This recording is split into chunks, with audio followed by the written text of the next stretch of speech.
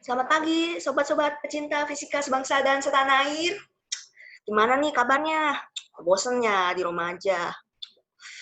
Wah, kalian udah kenal sama saya belum? Kalau belum, kita kenalan yuk.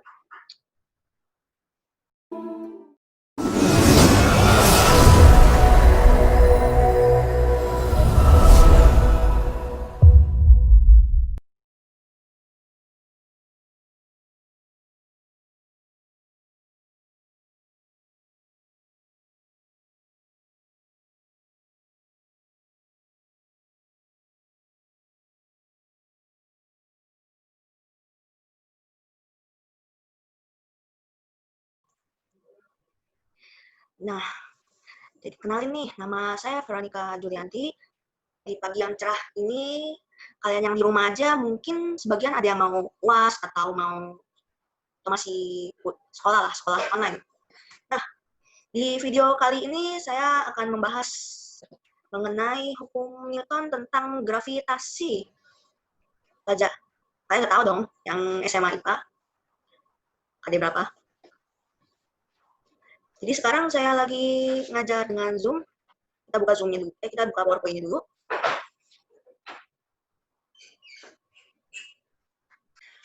Nah, materinya sudah saya buat dalam bentuk modul di PowerPoint. Jadi kita akan membahas hukum Newton tentang gravitasi dan hukum Kepler tentang gerak planet. Ya, tapi karena hukum Kepler tentang gerak planet ditemukan lebih dulu, barulah beberapa sekitar 1 abad kemudian Newton merumuskannya dengan hukum gravitasi. Maka kita buka hukum Kepler dulu ya.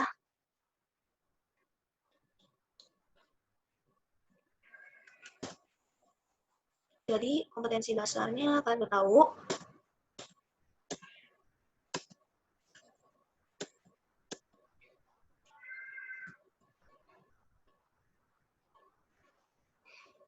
Setelah runtuhnya teori geosentris yang menyatakan bahwa bumi merupakan pusat tata surya, maka berkembang teori heliosentris yang dipelopori oleh Nicolaus Copernicus yang menyatakan bahwa matahari lah yang sebenarnya menjadi pusat tata surya. Bumi, seperti juga planet lainnya, hanyalah sebuah planet yang beredar mengelilingi matahari. Perkembangan paham heliosentris mendobrak kebuntuan pada perkembangan ilmu tentang gerak planet yang terjadi sebelumnya. Tidak lama berselang, Johannes Kepler berhasil menunjukkan bahwa gerak edar planet-planet mengelilingi matahari tidak sepenuhnya berbentuk lingkaran sempurna, namun cenderung elips atau lonjong. Bagaimana pernyataan Kepler mengenai gerak benda langit? Kita mengetahui jawabannya setelah mempelajari bab berikut. Jadi kita mulai dari asal-usulnya dulu. Kalian mau tahu sebenarnya Kepler itu awal-awalnya nggak mau jadi ini ya, jadi astronom, tapi akhir-akhirnya dia jadi astronom karena kehebatannya. Dia orang religius, boleh dibilang ya. Asal-usul hukum Kepler ini kita baca ya sama-sama. Pergerakan benda langit sudah diamati oleh manusia sejak ribuan tahun yang lalu, namun hukum mengenai pergerakan benda langit baru dirumuskan oleh Johannes Kepler pada tahun 1601 sampai 1629 berdasarkan data pengamatan Tycho Brahe. Tycho Brahe merupakan seorang bangsawan Denmark yang terkenal sebagai astronom atau astrolog. Zaman dulu kedua bidang ini baru dibedakan ya. Dan alkimiawan yang memiliki sebuah observatorium yang dinamai Uraniborg Heaven di Stand or Resun yang menjadi lembaga penelitian awalnya. Tycho adalah astronom pengamat yang paling menonjol pada zaman pra-teleskop.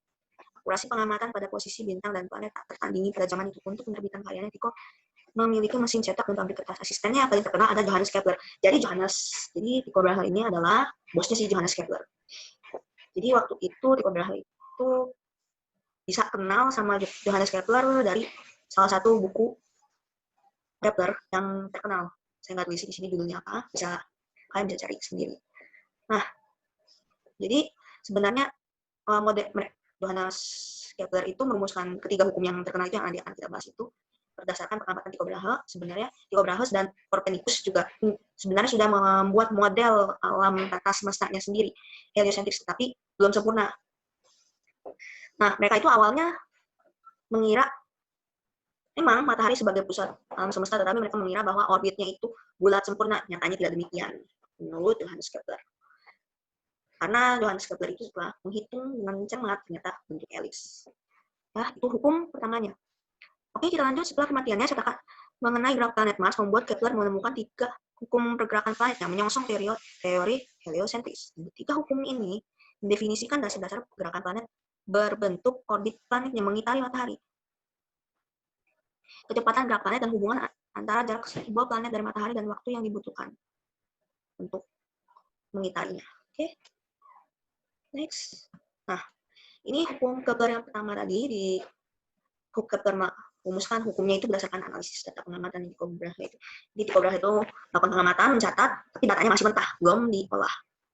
Di Kepler pemulanya itu yang diamati, dia mencari hubungan yaitu hubungan antara jari-jari orbit dengan periodenya, itu hukum ketiga. Nah, hukum pertamanya, Kepler menemukan bahwa bentuknya elips. Kalian tahu kan?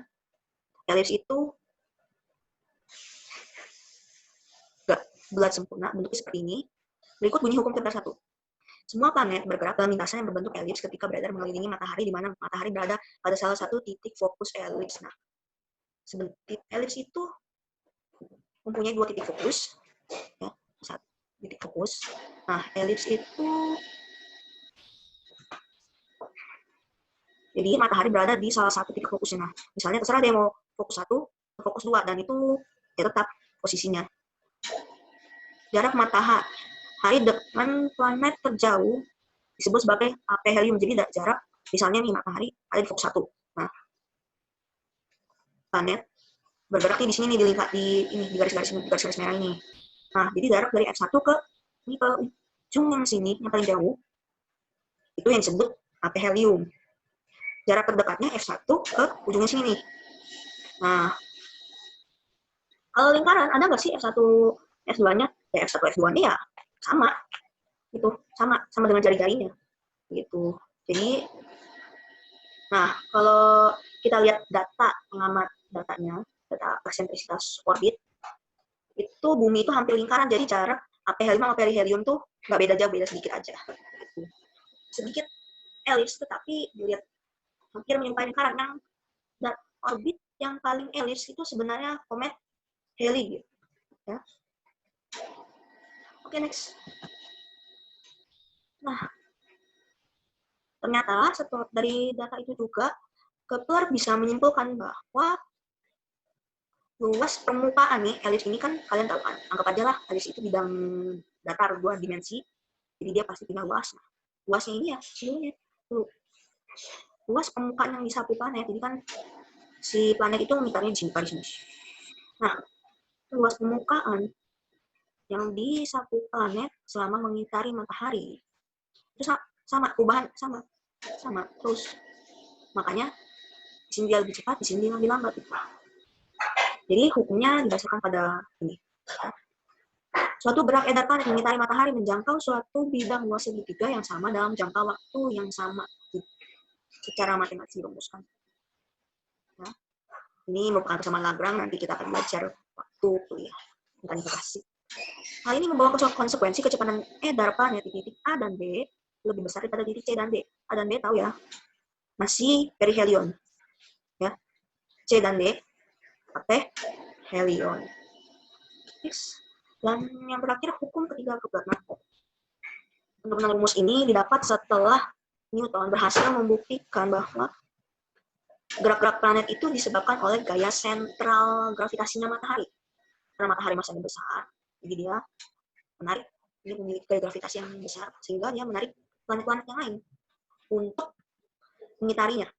Nah, jadi nggak mungkin ada benda yang masanya lebih besar mengitari benda yang masanya kecil, itu mungkin ya, berdasarkan hukum gravitasinya Newton. Nah, berdasarkan hukum gravitasi Newton ini diturunkan rumusnya. Nanti akan kita bahas nanti hukum Newton. Ini Newton menganggap orbitnya itu lingkaran.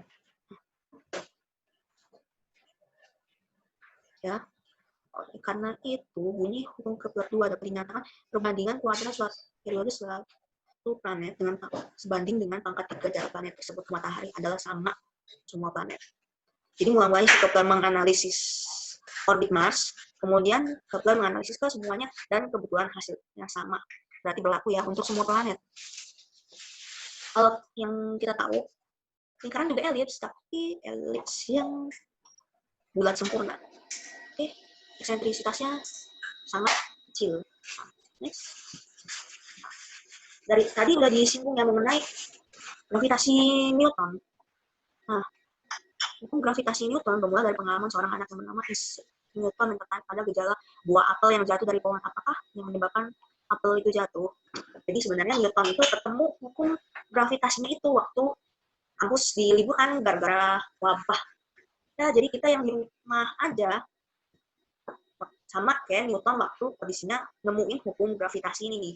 Dia juga masih mahasiswa. Kalau kita ngapain ya? Di rumah aja, tidur kali ya? Nggak mikirin ini. Gabut banget sih gitu. Ya begitulah, gabutnya orang pintar beda ya.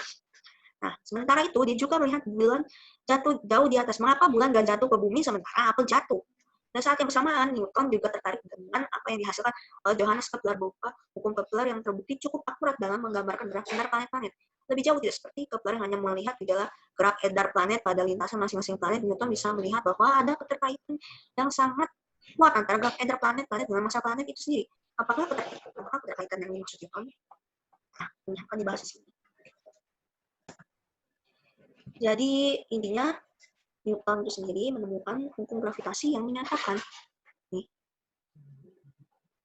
gaya ini massa 1, massa 2, mau massanya sama, mau massanya salah satu lebih kecil, pasti gayanya sama. Yang dinyatakan dengan perbandingan ini. G-nya itu konstanta gravitasi. Waktu itu Newton belum ketemu ya konstanta gravitasinya itu berapa. Yang nemuin itu Cavendish ya. Jadi sudah menemukan hubungan ini. Massa 1 kali massa 2 per R kuadrat. Jadi makin jauh kayaknya dia akan semakin lemah dia tarik menariknya. Sebaliknya dia semakin kuat maka dia akan semakin dekat, dia akan semakin kuat dia tarik menariknya. Itulah yang menyebabkan apel jatuh sementara bulan nggak jatuh. Mengenai jarak sampai jarak mana nggak tertarik, benda itu nggak tertarik jatuh.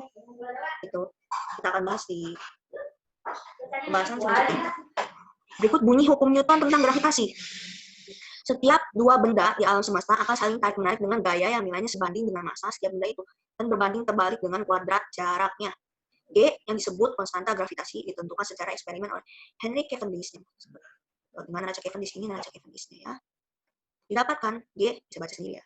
Oke. Next. Kita tahu bahwa gaya itu bisa terjadi karena adanya medan. Nah, medan itu sendiri didefinisikan ruang di sekitar benda bermassa di mana benda bermassa lainnya di ruang itu akan mengalami gaya gravitasi. Sebenarnya pada jarak terhingga juga masih mengalami, tetapi hampir tidak dapat dirasakan karena sangat jauh. Besar medan gravitasi dinyatakan dengan kuat medan gravitasi yang disebut juga percepatan gravitasi. Jadi kalau kalian mau tahu percepatan gravitasi, sebenarnya medan gravitasi di planet tersebut. Yang besar adalah G kecil sama dengan G besar. G besar tadi kalian udah tahu ya, konstanta. Dan M besarnya itu adalah massanya si planet dibandingkan dengan jarak kuadrat benda dengan si planet.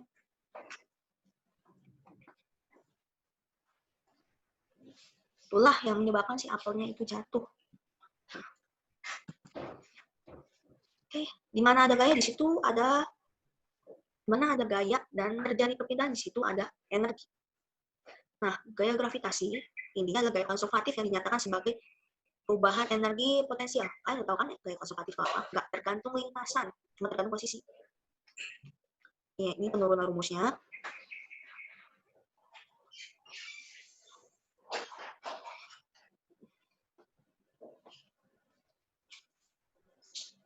Jarak R. Oke. Nah, ini aplikasinya. Nah, aplikasinya itu sendiri setelah diturunkan rumusnya didapat kecepatan orbit planet dan juga hukum Kepler 3 seperti yang kalian lihat pada pembahasan sebelumnya. Ini ya, dengan asumsi-asumsi seperti yang di sini, jika sebuah satelit bermassa M mengelilingi planet bersama M besar dengan jari-jari orbit M besar dan dengan mengasumsikan lintasannya berupa lingkaran, maka berlaku ini. Gaya yang berlaku itu ada gaya sentripetal dan gaya gravitasi. Maka ini bisa dikatakan ini. Massa bumi juga bisa dihitung. Ternyata ya. Oke, sekian dulu pembahasan dari saya. Selanjutnya uji kompetensi. Tapi kita akan bahas ini di pertemuan selanjutnya. Oke, sekian pembahasan dari saya. Kurang lebihnya mohon maaf. Mohon maaf juga tadi mungkin ada sedikit suara-suara karena pagi-pagi di rumah aja. Ya. Sekian dari saya. Silakan like, subscribe channel YouTube saya. Mohon maaf, kurang lebihnya mohon maaf. Saya perbaiki lain waktu. Salam hebat dari Sahabat Pembelajar.